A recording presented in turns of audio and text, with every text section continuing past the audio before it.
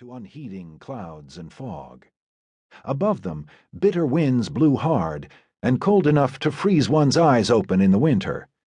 On the other side of the clouds, she knew, the stars at night were brilliantly clear, with spectacular fireworks of shimmering flame-colored lights dancing on the horizon like maddened rainbows, if you could brave the chill. But in their shelter, the heated waters of the Sada Vale created pools of warmth, and the omnipresent clouds and fogs. Darcy dipped lower, seeing something on the slope. Just a shadow. He led her higher again, so their hunt might be concealed by the clouds. Her brother Oran should be with them. He was a skilled stalker.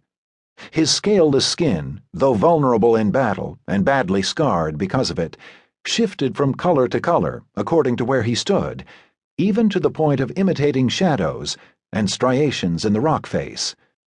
But as soon as winter had broken above the Sada Vale, and flight over the plains of the Iron Riders became possible without fighting blizzards, he'd gone aloft to travel south, risking his life in order to visit his mate.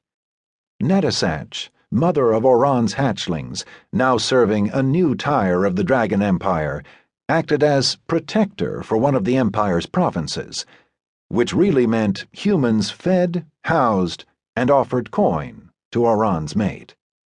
Oran, once when he had incautiously drunk too much of Scabia's brandy wine, had slurred something about political necessities, separating him from his mate. Wistala's scaleless brother had to be careful on these visits and use every camouflage of wit and skin.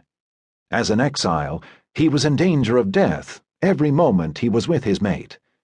To manage his brief visits, he made good use of his ability to become invisible at will, and also of his many friends in the protectorate of Dairus, where he knew the king and queen from old. But every time Wistala saw him leave, she feared that it would be a permanent parting. She returned her wandering mind to the hunt. The air this morning had a hopeful, alive smell. Fresh winds blew from the south, bringing the sense of the coming spring. She noticed a herd of goats, tight together rather than grazing, the dominant males alert and watchful, all looking in the same direction and sniffing the breeze. Had they clustered at the sight of her and Darcy? It seemed unlikely. Goats rarely searched the clouds unless a shadow passed over them, and there were thick, steely clouds today. Hardly a day went by that did not bring mists and drizzle, as warm, wet, rising air met the cooler streams above. Good for the grasses the herbivores loved, but the patches of fog and wandering walls of drizzle also gave concealment for prowling trolls. You had to get lucky to see one in the open. At the sound of a dragon's leathery wings, they could squeeze themselves into crevices that seemed hardly thicker than a tail tip. No, the goats were alarmed by something else. Had they caught the scent of a troll? And if so, would the pair of them be enough to kill it?